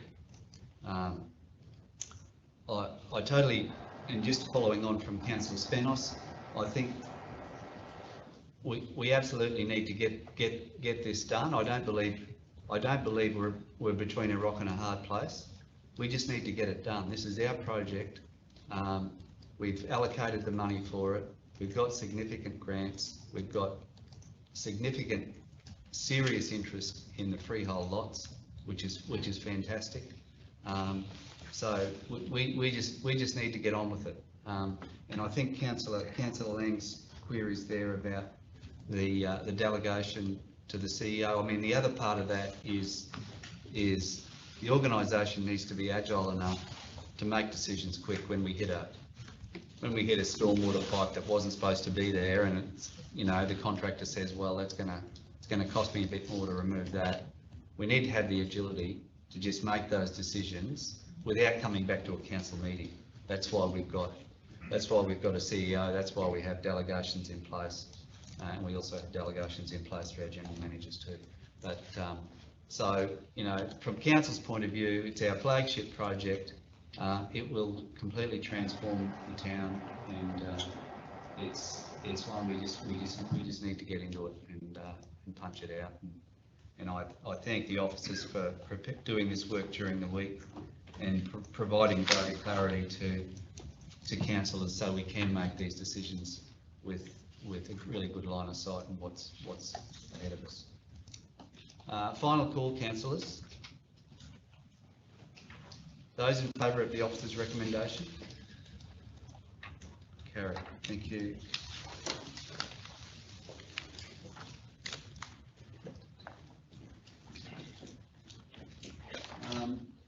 11.8, Capital Project Report, July 2024. Can we have a mover of the officer's recommendation? Councillors. Councillor Lang, thank you. And a seconder. Councillor Barty. Councillor Lang, did you have anything? No, I'm quite happy with how that's Support it? voting. Yep. Thank you. Anyone like to talk to this one? It's a new format, Mr Mayor, so we're happy to take council feedback as you get used to it, and see if there's other information that you'd like included or information there you don't feel you need. Please let us know. We're flexible about how it is presented going forward. Very good. Those in favour? Carried, thank you. 11.9, Advisory Committee meeting minutes, August 2024. Can I have a mover of the officer's recommendation? Councillor Bilney. And seconder. Councillor Lang, thank you. Councillor Bilney.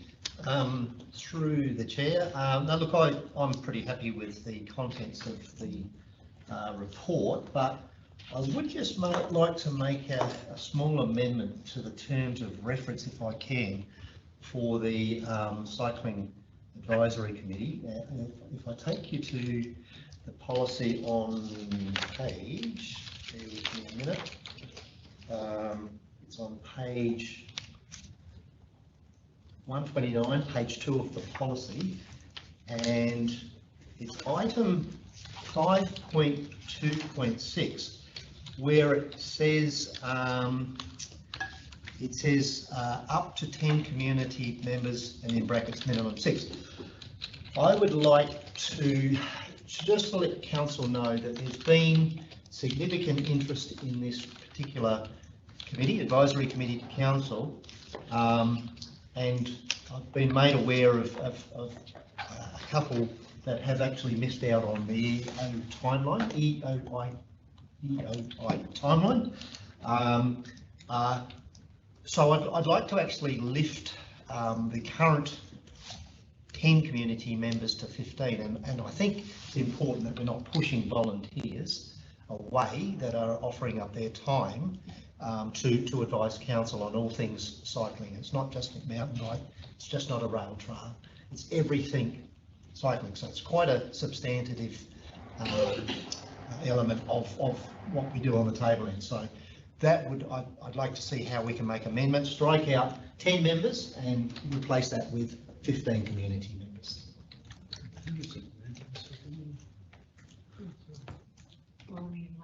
Councillor Lang, you happy with that amendment? So it's formally proposing it as an amendment. Yep. Satisfied with that change? Councillor Cardew. Yeah, thanks, Grant. Look, I don't agree with that at all. I mean, 10 members is a lot of members. Our council, our membership in our council is 7. I looked at the minutes. These meetings go for hours. I mean, what are we doing? Cycling, as we all know, is very important. I don't dispute that. But the emphasis this council puts on cycling far outweighs what we do and everything else. I mean, cycling's important, I acknowledge, but let's not make it the key point of the whole of their business. We've had economic studies done where the economic value of cycling is very low in the pecking order of things. And here we are wanting to increase a committee by 5 members to 15. I think it's over the top. Councillor Vardy. You sure? I was just going to say, one of the committees I'm on is 15, but it's not cycling, it's a different committee. Maybe it's too many too. Councillor Billing. Yeah, through the chair. Yeah, we've had other numerous advisory councils the last term.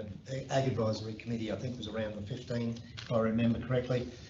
Yes, this was our inaugural meeting where we've combined 2, almost arguably 3 different advisory committees, steering committees into one. Yeah, and it was a bit clunky, and by the time you go around the room, introductions, what you're there for, and then start to work out what we're trying to achieve, it does take time.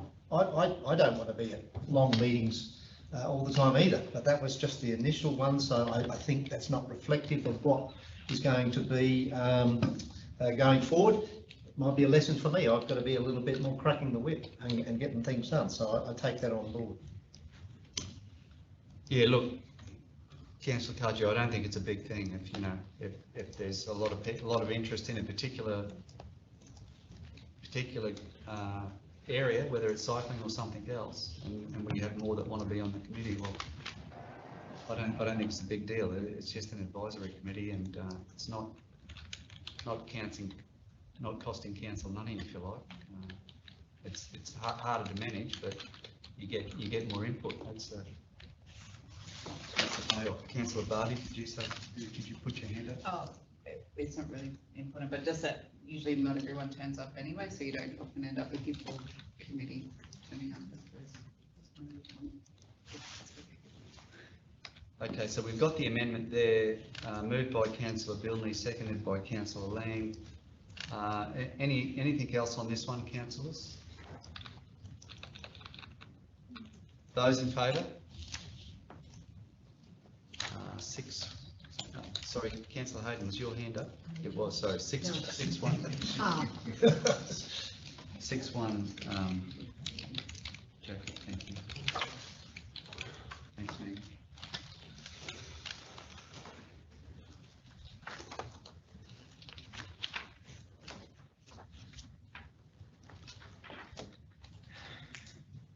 Um, 11.10, F&Q Rock minutes of meeting held on 1 August 2024.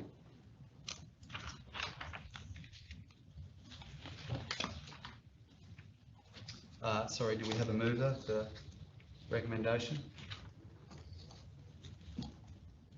Councillors? Councillor Cardew moving. Do we have a seconder?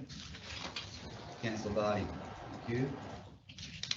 Did you want to say anything, councillor Cardew? No, I'm happy to move these minutes for a record of these minutes. I'm just noting here that we had a few motions put up at the last meeting by the looks by yourself, Mr. Mayor. That's correct, yes. Which is good, and I just wondered whether you'd like to talk about these motions and your advocacy that you've just been away to, or just come back from one of these motions. Well, look, I think, councillor Cardew, I'm happy to talk about the motions here, and I thought the advocacy, we might do it after the meeting closes. We'll talk about the private meetings we have with ministers after those meetings, but so yeah, just in terms of these motions that were moved by myself and councillor Mayor Millwood from Cassowary Coast. The first one relates to the significance of the Palmerston Highway and how we think it's important that the ROC's advocacy is both the Palmerston Highway and also the Coranda Range and Barron Bridge. So we all know what's unfolding with the Barron Bridge. That's a major issue for our entire region and it has to be dealt with, and it can't be fixed easily or quickly. But we didn't want the Palmerston to get lost in the advocacy on the Coranda Range and the Barron Bridge, because we all saw what happened with Cyclone Jasper when the Palmerston was broken, and all that freight that's been coming up and down the Palmerston all of a sudden stopped for a number of months. So we just wanted to make sure that the ROC is also focused on the Palmerston, not only the Palmerston, but you know, the whole main roads network. Once you get to the bottom of the Palmerston, where it intersects with the Bruce Highway and also connects with Marillion Harbour, that's a really important link for the prosperity of our region. So we wanted to be sure the ROC was focused on that.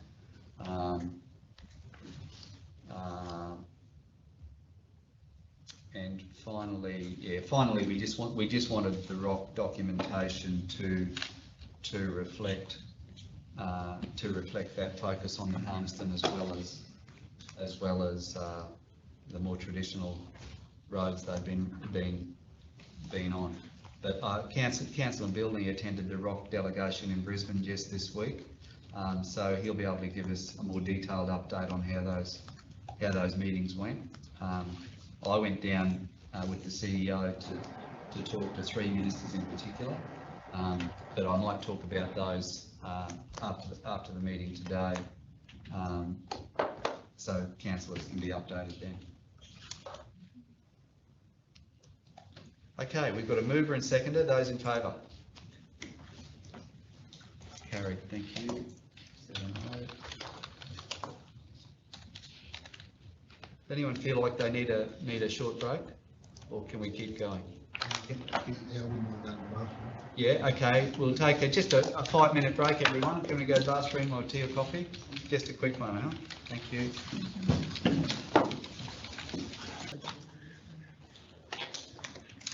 Okay, thank you, everyone. That brings us to item 12.1, TRC Aerodrome Business Plan. We have a mover of the officer's recommendation. Councillors. Councillor Cardew. Mr Mayor, can I'd like to move that this report lay on the table until the next meeting.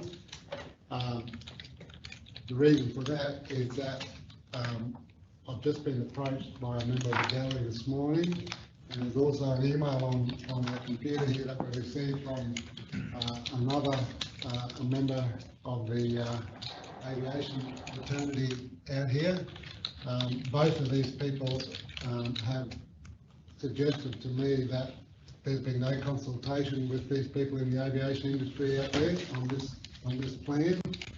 So until we can get this sorted, I'd like to leave this on the table until the next meeting. Councillors, does anyone else have any views on this? I fully agree with that. You agree? Yes. Yeah? Yeah. Oh, okay. It's, well, we just received an email as well. Okay, look, I haven't checked my Yeah, no, email, sorry. so. So Atherton Aerodrome have contacted us, Okay. and said no one's received any consultation. Okay. Can I just provide some advice around that, if that's all right, Mr Mayor? Yeah. Through the chair. Thanks. So consultation occurred in January of 2024 with the Mr. Cross, a representative of the Aero Club. At this time, options for future development were provided as information and presented to the Aero Club by Mr. Cross. Feedback was provided to TRC from the Aero Club, and a request for further consultation to occur when we get to a project plan. We are not at the project planning phase, but have performed a review of our service and presented a business plan for structure. The business plan looks at all 3 aerodromes: finances, asset management, future development, and possibilities of developing regional collaboration. The plan is flexible and created to offer guidance and a clear understanding of all aspects of this service. The plan provides options that would require further engagement and planning prior to presenting to council for endorsement. Thank you.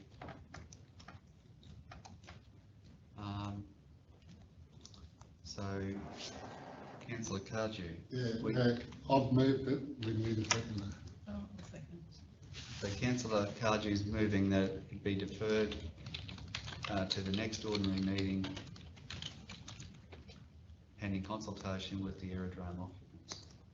And Councillor Vardy has seconded that. Anyone else like to talk to this? No?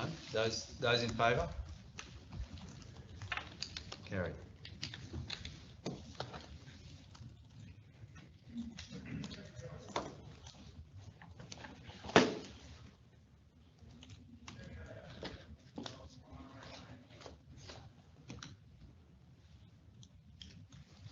Okay, councillors, that brings us to item 12.2, Plant and Fleet Asset Management Plan. We have a mover of the officer's recommendation. Councillor Lamb and Councillor Billney. Councillor Lamb? Oh, I'm happy with that report and the process. Thank you.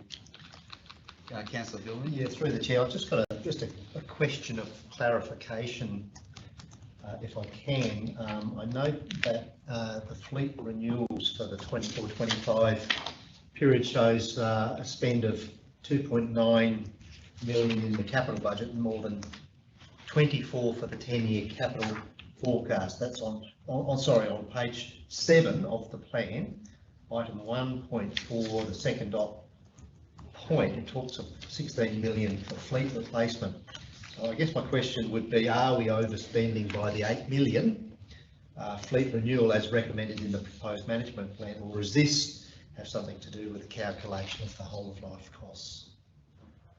Thank you, Yeah, I'll Councillor. take some advice on that. Yep. Thanks. Through the chair, item 1.4 talks about $16 million over the 10-year replacement program as net cash investment. So the projected net cash demand after sales to cover renewals. So the 10-year capital plan is an estimated 24 million for the replacement of like-for-like fleet and plant in the register. We also project an $8 million return on the sale of the vehicles, so the disposal value of the asset.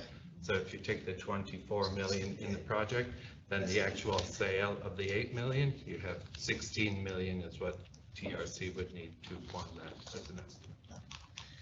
Thank you for that clarification. Councillors? Those in favour? Carried, thank you. That brings us to 12.3, Waste and Recycling Management Plan. Mover of the officer's recommendation. Councillors. Councillor Goulding. A seconder. Councillor Spanos.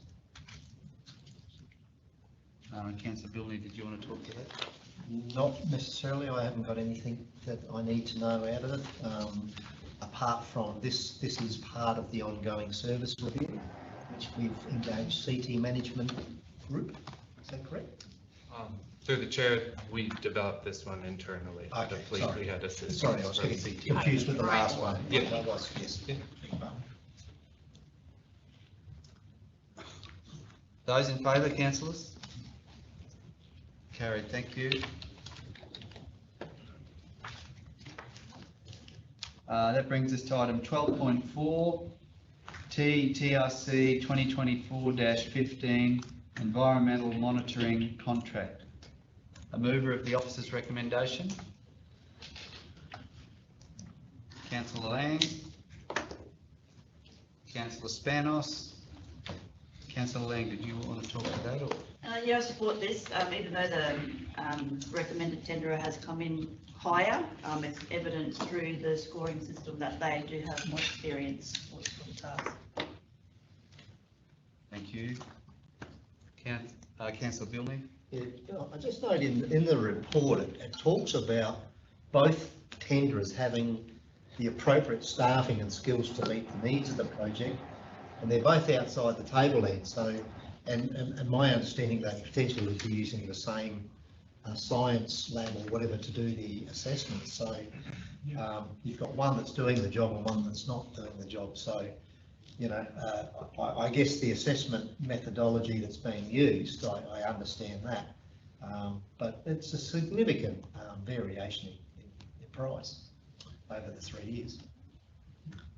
Yes. So if I may through the chair, so I do have to acknowledge that in the report there is an error, which I provided some advice to councillors yesterday.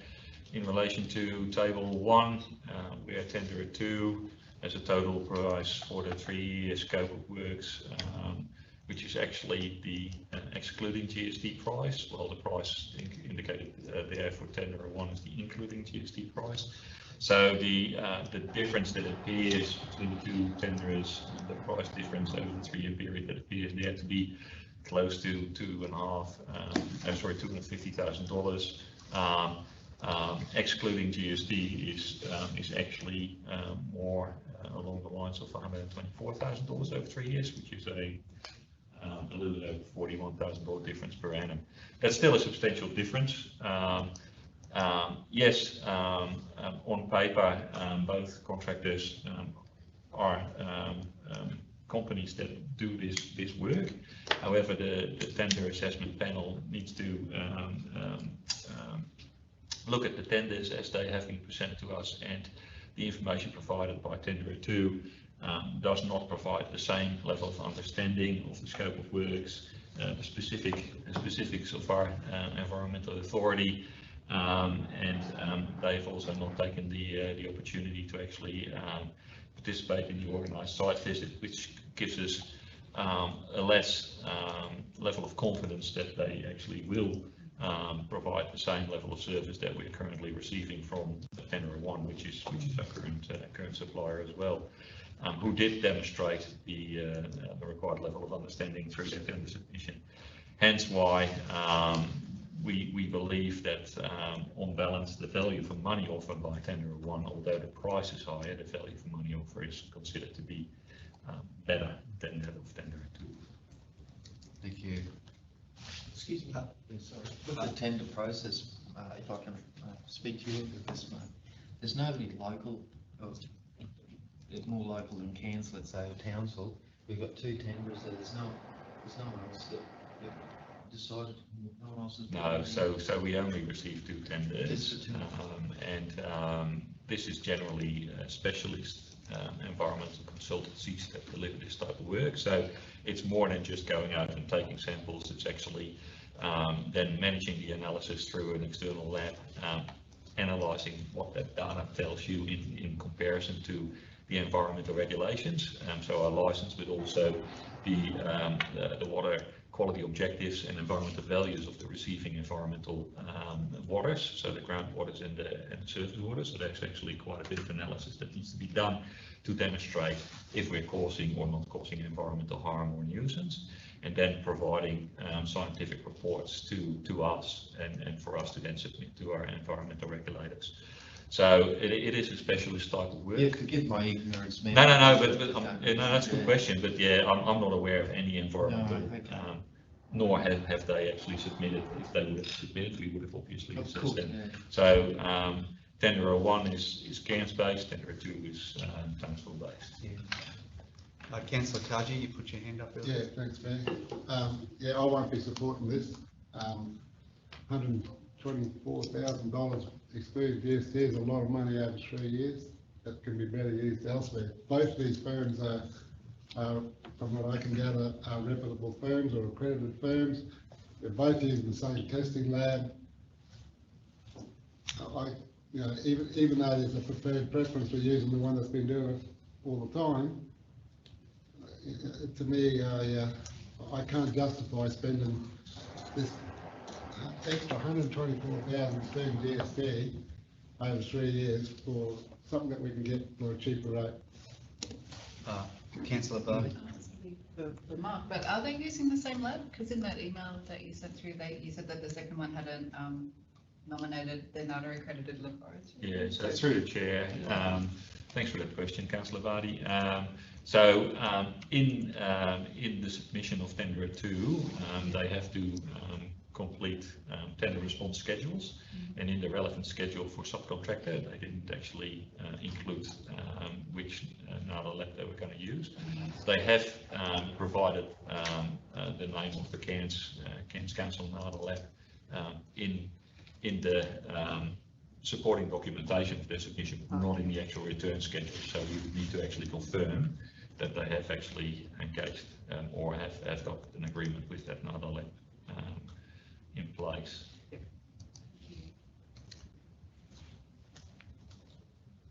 Councillors, final call. Yeah, look, I'm with the officers on this one. I mean, I think you know, there's in the scoring matrix there's clear sign that one is competency and capabilities outstrips the other one, and I think that's, you know, that's what we're paying for. So yeah, I think I support the officer's recommendation. Those in favour? That's carried, and that's 4-3. Jackie.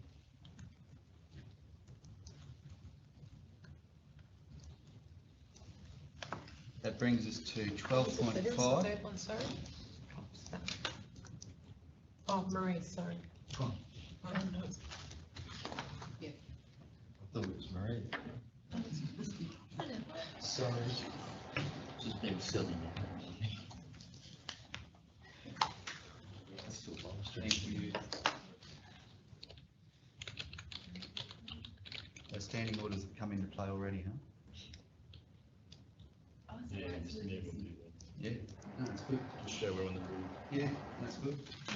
Very good. The one before the standing orders adopted, your name's not there, and after everybody's name's there, so. As close to real time as you can make it. Yeah.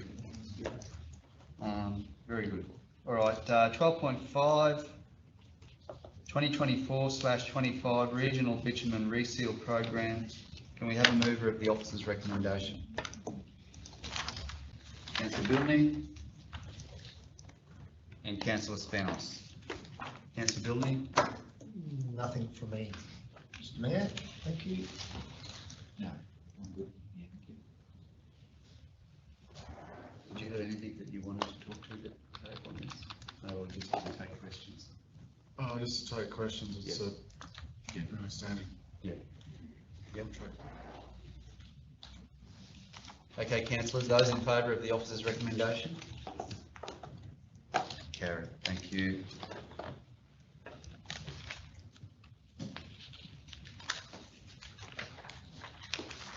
And that brings us to 13.1, Community and Corporate Services, 13.1, Financial Report, July 2024.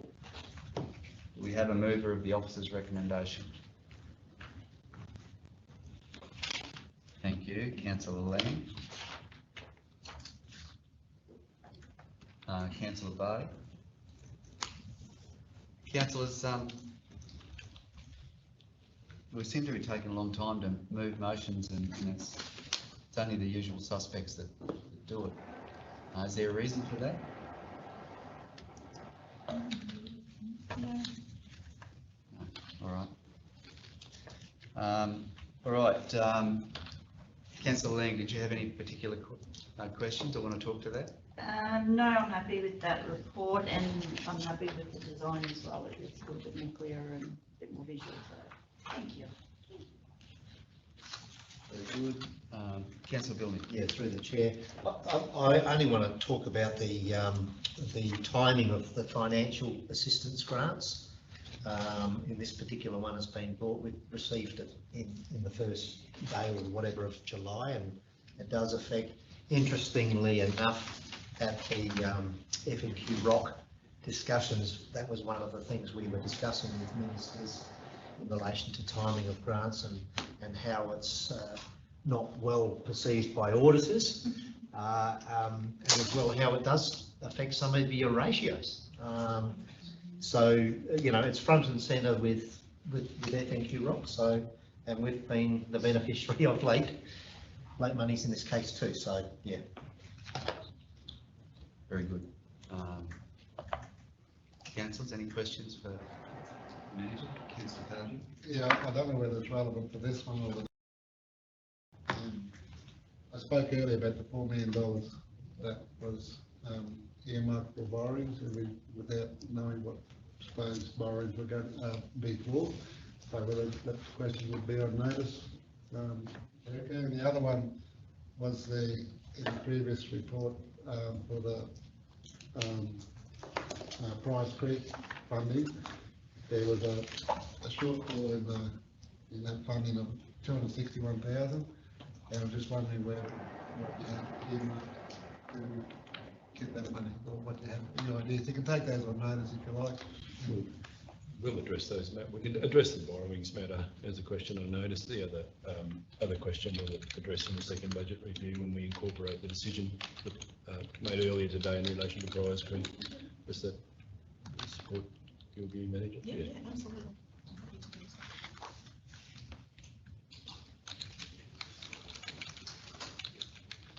Councillors, those in favour? Carried, thank you.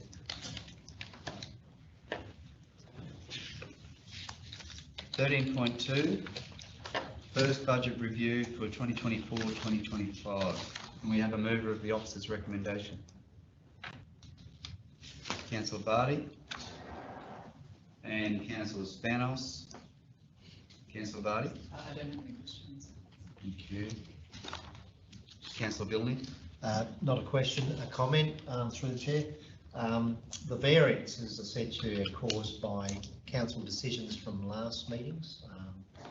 The acceptance of the cycling money for the business case, and the 100,000 for the tourism officer. So we're just formalising it through this process.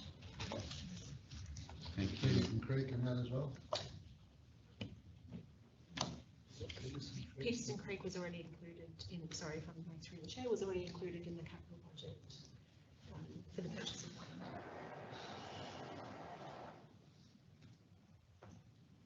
Final call, councillors. Those in favour? Carried 6-1.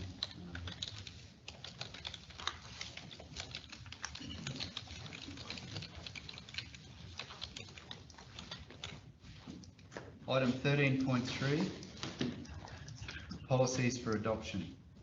Can we have a mover of the officer's recommendation? Councillor Barty. Seconder. Mayor, I'd just like to put forward a procedural motion on this one to let it lay on the table until the next meeting. I just don't feel like I'm informed well enough to make a decision on it. I'd just like to have our information session, if that's okay. Okay.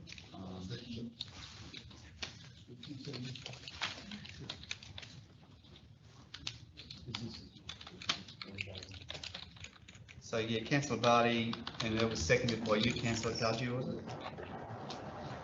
And seconded by Councillor Cardew, is seeking to lay 13.3 policies for adoption on the table to be brought back to a future meeting.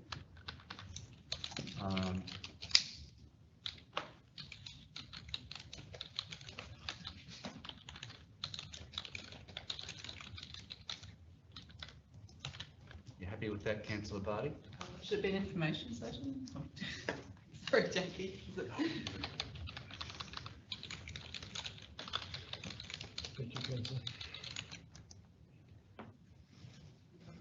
Okay, happy with that one? Yep. Yep, we've got a mover and a seconder. Those in favour? Carried. Thank you. 13.4, Tablelands Region Cycling Strategy 2024-34. Can we have a mover, please? Councillor Bilney, moving, and Councillor Spanos, seconding. Councillor Bilney. Through the chair. Look, this strategy, undeniably, it's taken a little bit longer than we probably would have hoped, but now we've got it in front of council for consideration. Firstly, I'd like to thank Treadwell Management Group for undertaking the draft strategy, council officers, and more broadly, the Cycling Advisory Committee for their guidance in assisting informing the final document. There was also some community consultation done out earlier on. I thank everyone that's been involved today. I think the big thing with this strategy, though, it's a Tablelands region cycling strategy. It's not Tablelands Regional Council's document. So I think it's important that we understand that variance. It's not just for our use. It will be used by many different organisations for grant opportunities, and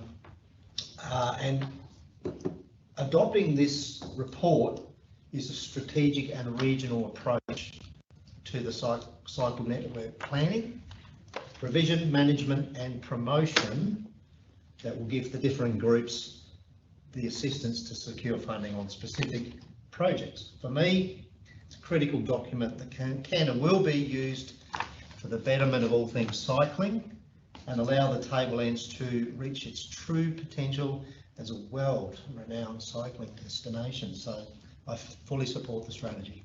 Thank you. Thanks, Councillor Bilney. Councillors? Councillor Cardew? Yeah, thanks, Mayor. Look, like I previously stated, and again earlier this morning, I believe that this council gives too much emphasis on cycling and not enough on other core matters. I mean, I just look at this document. It's, you know, it's an inch thick, and when I tried to get a strategy for the Herberton Historic Rail, I was defeated. And like I've said earlier, the economic value of cycling is low on the pecking order in PIC. So, well, I'm not against cycling, and I've said that all the time, but too much emphasis has been placed on cycling with this council, and we need to, I think, change our focus a little bit, not deleting cycling, but concentrate a little bit more on core matters. I just think that's my 2 months worth. Councillor Billon. Yeah, through the chair. I think you've got to understand this is a strategy. In the railway that you was talking about, we haven't actually developed a tourism strategy which underpins that section. This is the outcome you're trying to achieve. We're not committing council to anything under this strategy. It's highlighting opportunities and assisting. Point that I made before. It's not council's document. It's the region's document, and I think that's we can't lose that. We have been the ones that have organised and guided this document, but it'll be accepted by the community. Yeah. Councillors, final call. Those in favour? 6-1, Jackie, thank you.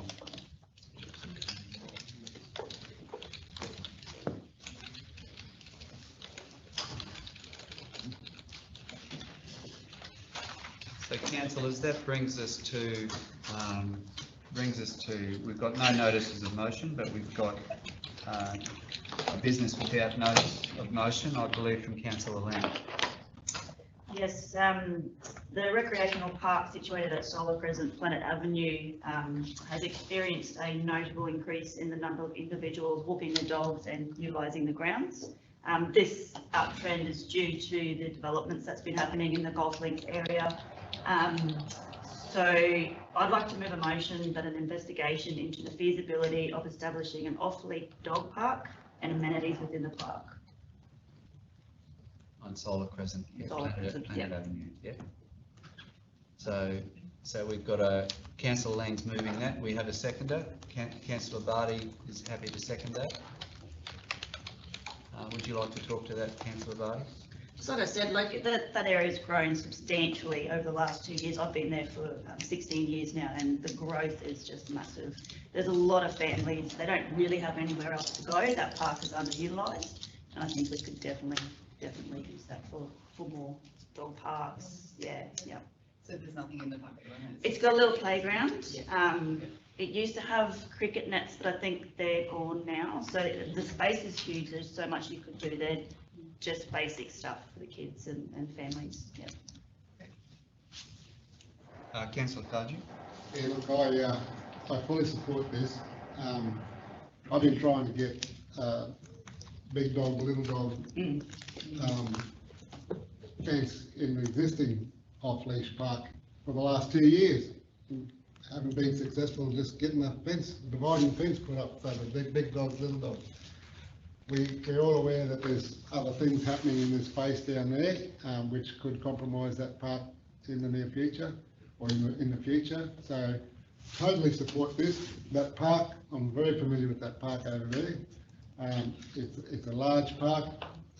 It could easily be, a section could easily be cordoned off to allow for an off-leash park, including small dog, little dog. And fully support this. I think it's not a bad spot and utilised, like I said, it is a big park, underutilised, and yeah, I support it. Very good, thank you. Councillor Spanos? Just one thing, guys, community consultation on this. I'd be really interested to see how the community feels about this. I agree with what the comments have been made here this morning. I do believe that we do need a small or large dog park. Yeah, but I think we need to be very careful with the community around that park, that area. There are a lot of older people who've lived there for a long time. May not be happy with it. However, I agree. Yeah, so just through the chair, just with you saying that people already take their dogs, let them off. Yeah, I'll let them and off. there is no fence. Okay. So this would make it a safer environment for everybody. Absolutely. You know, I hear. Yeah, I think community consultation, that would be great. Okay, Okay, councillors, those in favour? Carried, thank you, 7-1. Okay, any more business without notice? Okay, councillors, that brings us to our confidential items section. If we could have the motion to go into confidential up on the screen. Got that one, Jackie? So could we have a mover that we go into confidential? So councillor Hayden and a seconder, councillor Lang.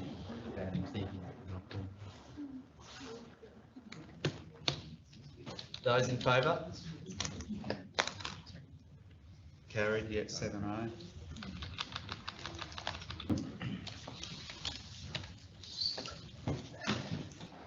You want to have the caucus after this?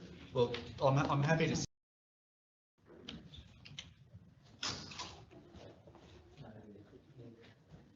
Okay, we're back in open session now, councillors. Can I, item 16.1, Livingston and Freeman versus Tablelands Regional Council and others, Planning and Environment Court Appeal number 88 of 2023. Of 2023, is that attendance? What's that? Oh, that's because that's just not part of the total. Oh, gotcha. Okay. Can I have a mover of the officer's recommendation? Yeah. Councillor Lang moving, Councillor Spenos seconding, and those in favour? Carried. 5-0. Thanks. Okay, if we can bring them back in, Mark, thank you.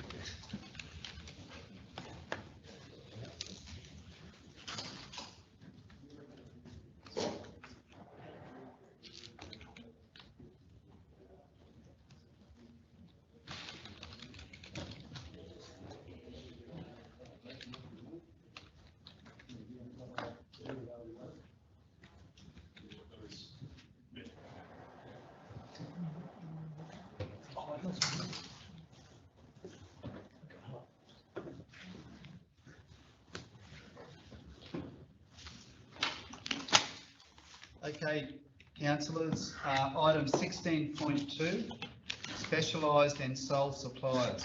Can I have a mover of the officer's recommendation? Councillor Hayden moving, and Councillor Spenos.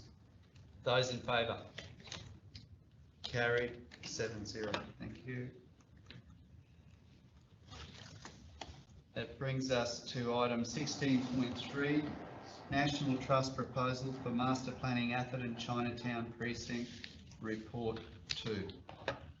Can I have a mover of the officer's recommendation? Councillor Cardew and Councillor Barty. Those in favour? Carried. Thank you very much. 7-0. Thanks, Jackie. There being no further business, we'll close the meeting. Thank you.